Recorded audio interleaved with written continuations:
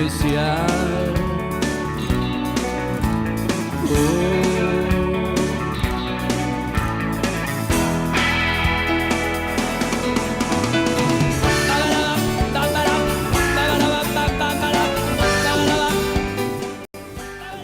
Nueve y cuarto de la mañana en toda la República Argentina. Repercusiones de la nota con Miguel Acevedo, un montón. Después las vamos a ir repasando una por una. 3813-623581, nuestro número de contacto. 3813-623581. Sí, también estamos en la Tucumán FM en YouTube, ese es nuestro canal, donde ya nos están llegando un montón de mensajes y van a seguir llegando también, seguramente a lo largo de toda la mañana, como viene pasando, que se activa bastante el chat, ¿eh? Por ahora tranqui, pero se activa y viene activándose a partir de la nota de Acevedo mucho. Me imagino ahora que cuando resolvemos a él, que es una figura pública, conocida, famosa, no solo de este medio, sino del mundo, el señor Pollo Belliza, que está del otro lado, que es un compañero, es un amigo y que además es probablemente uno de los tucumanos que más sabe de Malvinas, porque lo ha estudiado en profundidad, porque ha escrito sobre eso un montón. Y lo tenemos del otro lado y le damos la bienvenida. ¿Cómo le va, Pollo? Hola, ¿qué tal? Buenos días, ¿cómo están? Gracias por semejante presentación, che. Harto merecida. Así dicen. Si usted le dice... Claro, claro que sí. Acá todos lo decimos. Bueno, se reeditó el libro, Pollo, ¿eh? Es así. Tu libro de autoría, de tu autoría, digo, Tras un manto de ficciones, Malvinas, Relatos en Guerra. Tal cual, se reimprimió una nueva tirada en Edun, Ajá. con un nuevo diseño de portada, sigue siendo el mismo libro, y bueno, ya está circulando nuevamente, gracias a Dios. Que ahí nos encontramos con un análisis de diferentes cosas que se han escrito, se han dicho, se han hablado sobre Malvinas. Es así, desde la ficción, por supuesto. Sí, el abordaje es tomando obras literarias Uh-huh. escritas en Argentina a partir del hecho disruptivo de la guerra y del cine nacional, ¿no? Distintas producciones. Se hace un análisis de ese corpus de obras, tanto literarias como cinematográficas, y también un poco del contexto en el que se produce la guerra, ¿no? Las discusiones en el campo intelectual, los debates que hubo en ese momento al producirse el conflicto bélico, el contexto en que se produce también la decisión militar, ¿no? De ocupar militarmente, valga la redundancia, las islas. Y es cierto que se produce esa decisión. Ya te pregunto un poco sobre qué se escribe y cuántas verdades y cuántas mentiras nos encontramos, pero es cierto, entre tantos mitos, que la decisión se toma apresuradamente luego de la marcha de la CGT del 28 de marzo, o era algo que se venía ya de a poco pergeñando y lo tenían ahí listo para sacarlo al mar, a los barcos cuando haga falta. En realidad, lo que dicen las principales investigaciones es que el plan de ocupación militar o de Sí, recuperación militar, la llamada Operación Rosario, estaba planificado desde mucho tiempo, que la recuperación militar de las islas era una obsesión de los jerarcas militares que formaban parte, ¿no? de la dictadura militar. O sea sí. que ese plan ya estaba pensado, diseñado de hace un tiempo considerable, que es muy probable que también se haya precipitado por las condiciones políticas, ¿no? Porque la dictadura enfrentaba la primera movilización popular en su contra, que había sido esa marcha de la CGT que vos acabas de mencionar, ¿no? Pidiendo paz, pan y trabajo. Sí. El contexto económico era muy acuciante, ¿no? O sea, había una crisis económica muy grande, y la dictadura estaba viviendo su momento de menor popularidad, ¿no? También yo inserto esa decisión dentro de una lógica bélica de la dictadura militar, ¿no? Pensemos que la misma dictadura que había llevado un plan sistemático de exterminio contra su propio pueblo, era una dictadura que casi nos lleva a la guerra con Chile por el conflicto del canal de Beagle. De Sí. hecho, muchas de las tropas, uno se pregunta por qué fueron a combatir en Malvinas, soldados que venían del norte, del nordeste, ¿no? Acostumbrados a climas más cálidos, y es porque la frontera con Chile todavía había militares, ¿no? Porque estaba el conflicto todavía con la frontera chilena, entonces había que seguir custodiando la frontera, digamos. Exacto. Entonces, bueno, ahí eso revela una lógica militarista, una lógica bélica, una lógica del conflicto, que fue cambiando sus enemigos, ¿no? O sea, contra el enemigo ideológico en el propio suelo, contra un enemigo de ideología afín, si se quiere, porque en el caso de Chile, porque estaba también Pinochet, gobernado por por Pinochet, por otra dictadura, y contra una potencia imperial, como en el caso de Inglaterra, ¿no? Y en lo escrito y filmado sobre Malvinas, ¿con qué te encontraste cuando hiciste el análisis, cuando miraste, qué seleccionaste? Me imagino que debe haber de todo un poco. Sí, en primer lugar, cuando analicé, por ejemplo, los debates que surgieron, uno tiene a pensar que o hay un lugar común que establece que el apoyo a la recuperación militar fue unánime y popular, sí, ¿no? Tenemos la imagen de las plazas llenas de gente y de un apoyo masivo. También hay que pensar que en ese momento la dictadura tenía la hegemonía de los medios de comunicación, ¿no? Los medios de comunicación eran funcionales al discurso oficial, que lo usaron a esos medios y a ese poder para generar un clima triunfalista dentro del país. La famosa acción psicológica, sí, que en conflictos bélicos muchos gobiernos, muchas jerarquías militares utilizan, sobre todo para desmotivar o para manchar la imagen del enemigo. En el caso de Argentina se hizo para generar un clima de triunfalismo hacia adentro, ¿no? Hacia adentro del país con fines netamente políticos. Hubo debates, hubo tensiones entre, sobre todo entre intelectuales que se encontraban exiliados en ese momento del país, ¿no? Pensemos que gran parte de profesores académicos, intelectuales, pensadores, se encontraban viviendo afuera por la persecución que implicaba la dictadura militar, ¿no? El contexto represivo. Sí. Se dieron esos debates, eso fue un gran descubrimiento, y también cuando uno analiza... En principio no fue unánime, digamos, el apoyo a la dictadura y a la guerra en ese caso. No, hubo grandes, hubo referentes del campo intelectual que se opusieron. Un caso emblemático es León Rosigner, ¿no? Que se encontraba exiliado en Venezuela, si no me equivoco, que él dispuso, bueno, una férrea crítica a apoyar la aventura militar, porque quien la estaba llevando a cabo era una dictadura ilegítima, digamos, ¿no? O sea, una causa que fue algo que después se condensó muy bien en la postdictadura, en la frase esa, una causa justa, una causa legítima, llevada adelante por manos ilegítimas, ¿no? Como era la de la dictadura en ese momento. Y después, ya analizando la literatura y el cine, lo que uno se encuentra es que la literatura hace una representación bastante, digamos, farsesca, burlesca, paródica de la guerra, ¿no?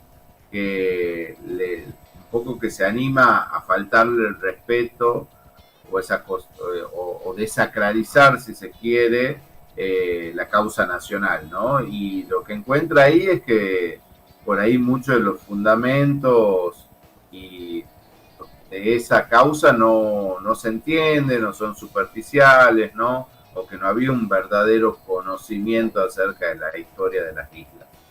Claro. Ahí están por ejemplo, los pichiciegos, pienso, ¿no? Los Pichiciegos, que es la obra fundante de la literatura de Malvinas, Sí. Una novela que se escribe con la guerra en pleno proceso, digamos, ¿no? Cuando todavía no se había terminado la guerra, Powell termina su novela, si bien se publica un año después por las condiciones de censura que imperaban en la época. En esa novela ya hay muchas de las claves que van a seguir las obras siguientes de Corpus, Malvinas, de esta tradición de relato que se continúa hasta nuestros días. Hay por ahí no se conoce tanto, pero hay muchas obras que abordan la cuestión Malvinas y que la abordan bastante bien, ¿no? Además de Fowell, te puedo decir Las Islas de Carlos Gamerro o Dos veces Junio de Martín Coan, como algunas de las obras, grandes novelas de la literatura argentina que han tratado el tema Malvinas. Pollo, a colación de lo que decías recién, que justamente de eso te quería preguntar, porque en tu libro tocas, o por lo menos se menciona el concepto del relato. Pensaba yo ayer que Malvinas se ha construido o se ha contado desde diferentes prismas, y es como yo notaba que dos grandes relatos desde los cuales se ha pensado y se ha contado y se sigue hablando de Malvinas, tiene que ver uno con la parte de la gesta patriótica, ¿no? Y después hay una mirada un poco más crítica de lo que significa la guerra y de lo trágico de la guerra. Y esto me surge porque yo ayer veía colegas de otros medios que preguntaban a gente en la calle, la consigna era ¿qué le dirías a un veterano? Y todos decían gracias, ¿no? Y yo lo asociaba al gracias a esta visión de la gesta heroica, y a mí se me ocurría tal vez, nadie dijo, yo le diría perdón, tal vez, ¿no? Como perdón porque tal vez como sociedad permitimos que un chico de 18 años vaya a una isla inhóspita a pelear contra el ejército más robusto del mundo en ese tiempo. Digo, tal vez sea como una visión derrotista, no sé cómo lo analizas vos, de esto de que a veces la percepción que tiene uno como ciudadano común es que ha triunfado o se ha instalado como única esa visión de lo heroico, ¿no? De que los soldados son héroes más que víctimas, porque lo primero que te sale o que le sale a la gente para hablar de los veteranos es la palabra héroes, no víctimas. Esa idea de que era una guerra justa, de que hicieron lo que había que hacer, digo, como que se ha instalado esa visión, ¿no? Ese relato de la guerra como una gesta patriótica. Eso se ha ido transformando con la perspectiva histórica, con los años, ¿no? Los primeros relatos testimoniales sí tienen una impronta trágica, si se quiere. Esto se puede ver condensado en Los Chicos de la Guerra, que es la primera compilación de relatos testimoniales que después fue llevada al cine, que es incluso la primera película nacional que aborda el tema de la dictadura, porque es anterior en su estreno a La Historia Oficial, que es la que termina ganando el Oscar, ¿no? Claro. Y una película bastante popular además en la época. Ahí ya hay una visión de este relato de los soldados como víctimas, ¿no? Porque pensemos también que los primeros relatos testimoniales tenían la impronta de la denuncia. Muchos no sabían lo que había sucedido realmente en las islas, no sabían que los soldados habían pasado frío, hambre, casos de apremios, hasta torturas por sus propios oficiales, en algunos casos, que habían ido a combatir muy mal preparados en algunos casos y muy mal equipados en otros. Entonces, tiene esa impronta de la denuncia. Y lo que pasa, sobre todo en la postdictadura, es que la etapa, digamos, que se conoce como de desmalvinización, que es un término que acuña un intelectual que se llama Alain Rouquier, ahí la idea de desmalvinizar la Argentina tenía la impronta de desmilitarizarla, ¿no? Y en el contexto de la postdictadura, con la apertura democrática y el gobierno de Alfonsín, un discurso de tipo heroico, militarista, de gesta patriótica, no tenía mucha cabida, ¿no? Era un discurso que venía a pacificar el país, donde lo militar era visto de una manera bastante peyorativa después de lo sucedido en la guerra. Entonces, por un lado, estaba el estereotipo que se consolidó de los soldados como víctimas. De hecho, hay toda una línea de excombatientes que han presentado denuncias, ¿no?, por delitos que los intentan inscribir como de lesa humanidad, que tienen que ver con torturas que recibieron de parte de sus oficiales durante la guerra en las islas. Pero también la perspectiva histórica lo que permitió es ir dándole cabida a los relatos heroicos, ¿no?, a los relatos de valor militar en batalla. Por ejemplo, la figura de Oscar Poltronieri, que es un soldado del Chaco, analfabeto, que combate y que permite el repliegue y que se salven muchos de sus compañeros, ¿no? El famoso héroe del Monte Dos Hermanas.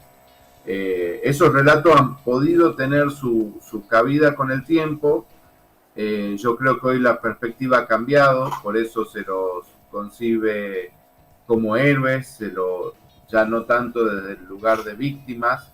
Igual la figura del excombatiente es compleja en ese sentido, ¿no?, porque está esa tensión entre la victimización y esa cuestión heroica. Cualquiera que haya hablado con excombatientes sabe que ellos la categoría de héroe la reservan para quienes cayeron en batalla, ¿no? Para ellos los auténticos héroes son los caídos, y me parece que ellos lo tienen más claro en ese sentido, ¿no? Y me parece bien también que la sociedad los honre por su valor, porque yo, más que un heroicismo militar, lo que diría que esa generación hizo fue un gran acto de civismo, porque participaron de una guerra siendo civiles, no militares o militares conscriptos con escasa instrucción militar, ¿no? Está bien, fueron obligados porque era parte del servicio militar obligatorio, pero es una guerra que casi no tiene desertores, y es una guerra donde se ha destacado incluso por el enemigo el alto valor en batalla. Entonces me parece que eso es muy destacable, a pesar de los múltiples errores y las múltiples arbitrariedades en la conducción de esa guerra por parte de las jerarquías militares, ¿no? Y complejiza mucho más todavía la figura del veterano de Malvinas cuando uno ve lo que ha sucedido después de la guerra con la mayoría de ellos, ¿no? Bueno, ha habido más muerte por suicidio que en batalla, bueno, algunas cuestiones así que son bastante complejas también de analizar. Da para hablar un montón, Pollo, la verdad que es un gusto siempre hablar con vos. Y vamos a tener nuevas oportunidades. Te queremos invitado acá, columnista una vez a la semana, ya lo hemos hablado y lo vamos a ver de qué manera lo podemos vehiculizar y confirmar, pero nos encantaría. Consigan un canje de lo que sea y voy. Listo, dale. ¿Te parece ñoquis, por ejemplo? ¿Te gustaría? Sí, ¿Sí? me encantaría. Sí. Está bien. Bueno, te esperamos entonces. Un abrazo grande, amigo. Un abrazo grande a todos ustedes allá en el estudio. El Pollo Belliza, Cátedra de Malvinas, la verdad es interesantísimo su libro que ha sido reeditado y que se lo recomendamos a todos.